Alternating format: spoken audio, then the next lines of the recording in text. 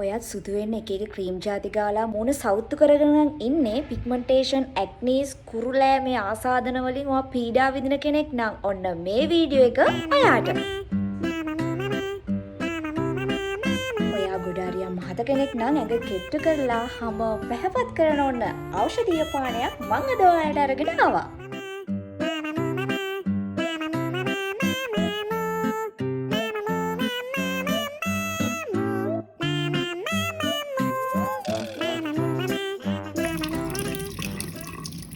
Hello guys, welcome back to my YouTube channel. ඉතින් කොහොමද ඔයාලා හැමෝම සතුටෙන් පරිස්සමින් hina වෙලා ලස්සනට ඉන්න ඇති කියලා මම හිතනවා.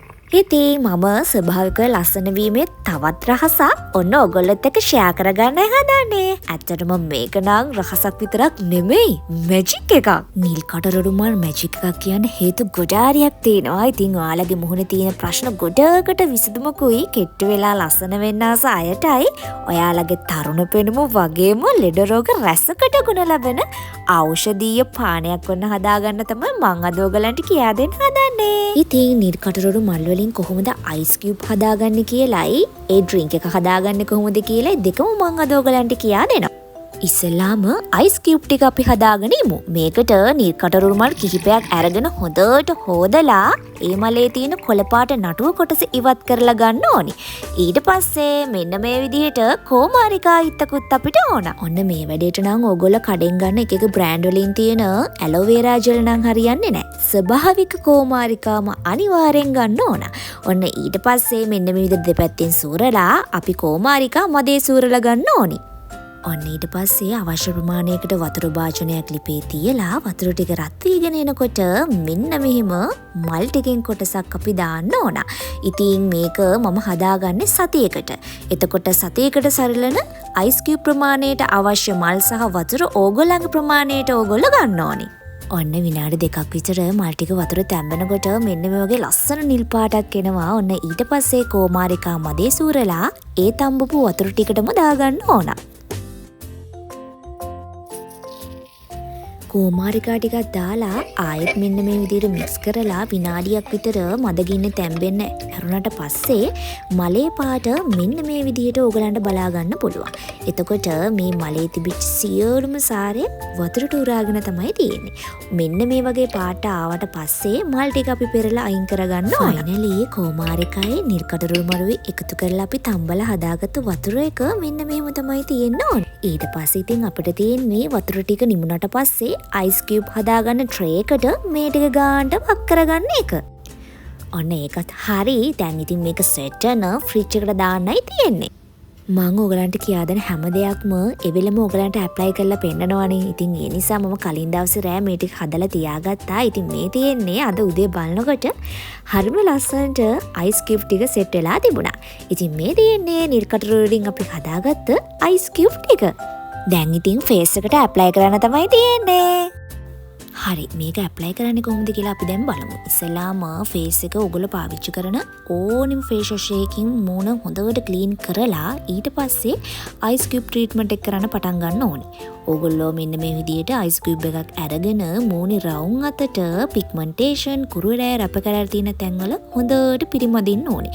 ගොඩාරියත් අදට පිරිමදින්න එපා. මොකද සීරෙන්න පුළුවන්. ඒ නිසා මෙන්න මේ විදිහට හරිය පරිස්සමට අයිස් කැට් ටික තියාගන්න ඕන.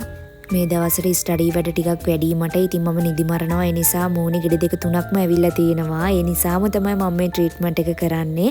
ඉතින් දවස් දෙක තුනක් මේ ට්‍රීට්මන්ට් එක එක දිගට කරන් යනකොට ඇත්තටම මේ තියෙන ගෙඩි ටික බහිනවා. ඉතින් මම අත්දැකීමෙන් ඔයගලන්ට කියන්න බය නැතුව මේ ට්‍රීට්මන්ට් එක කරලා බලන්න. ඔයගලන්ගේ මූණේ සෑහෙන කුරුලෑ එනවා නම්, එතකොට ලප කැලල් තියෙනවා නම්, පිග්මන්ටේෂන්, ඇක්නීස් විවිධ දේවල් ඔයගලන්ගේ මූණ ඩල් වෙලා නම්, බෙලිලා වගේ ඒවා තියෙනවා නම්, ඉදිමිලා වගේ ඒවා තියෙනවා නම්, එතකොට මූණ තුවාල වෙලා තියෙනවා නම්, ඒ හැම දෙයකටම මේ ට්‍රීට්මන්ට් එක හරියටම හරි. ඉතින් ඕගොල්ලෝ සතියක් එක දිගට උදේ හවස මේ ට්‍රීට්මන්ට් එක කරලා බලන්න. අනිවාර්යෙන් බෙස්ට් රිසල්ට් එකක් ඔයගලන්ට ගන්න පුළුවන්. ඉතින් කුරුලෑ ඇක්නී මේ වගේ ආසාදන නැති කෙනෙක්ට වුණත් නෝමලි උදේ හවස මේක යූස් කරන්න පුළුවන්. මොකද මේකෙන් මූණ සුදු වෙනවා. අනිවාර්යෙන් ඕගලන්ට වෙනස වටහා ගන්න පුළුවන් මේක ඇප්ලයි කරොත්. ඉතින් උදේ හවස මම අනිවාර්යෙන් කරන ට්‍රීට්මන්ට් එකක් තමයි මේක. ඉතින් නිල්කඩ රුමාල් හොයාගන්න නැති දවස් වලට මම නිකන් ඇල් වතුරෙන් හදාගෙන අයිස් කියුබ් මගේ ෆේස් එකට ඇප්ලයි කරනවා. ඉතින් අවසානයේ මෙන්න මෙහෙම වතුර ටික මූණටම වේලෙන්න අරින්න ඕනේ.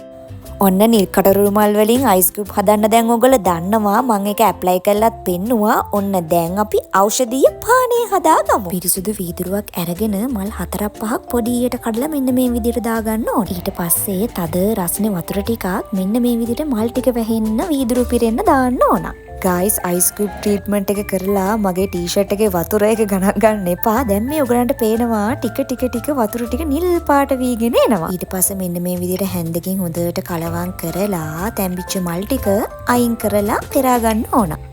ෆයිනලි ඔන්න අපේ ලෙඩ රෝග රැසකට ගුණ දෙන ඖෂධීය පානයක් අපි මෙන්න මේ විදිහට හදාගෙන ඉවරයි.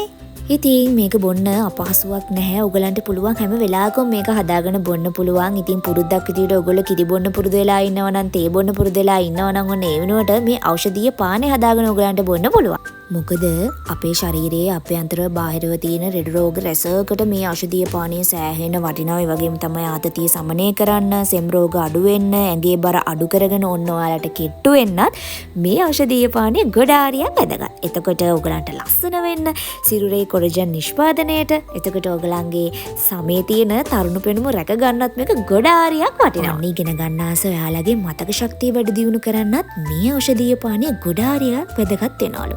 එහෙනම් ඉතින් තාමත් පරක්කු වෙන්නේ ඇයි? අදම ඔන්න මේ ඖෂධීය පානේ හදලා ඔයගොල්ලෝ අනිවාර්යෙන් බීලා බලන්න. මතකයිනේ නිල්කඩ රුමාල් වලින් අයිස් කියුබ් ට්‍රීට්මන්ට් එකයි. එතකොට ඖෂධීය පානයකුයි දෙකක් මම ඔයගලන්ට කියා දුන්නා. එහෙනම් අනිවාර්යෙන් try කරලා බලලා රිසල්ට් එකත් මට කියාගෙන යන්න.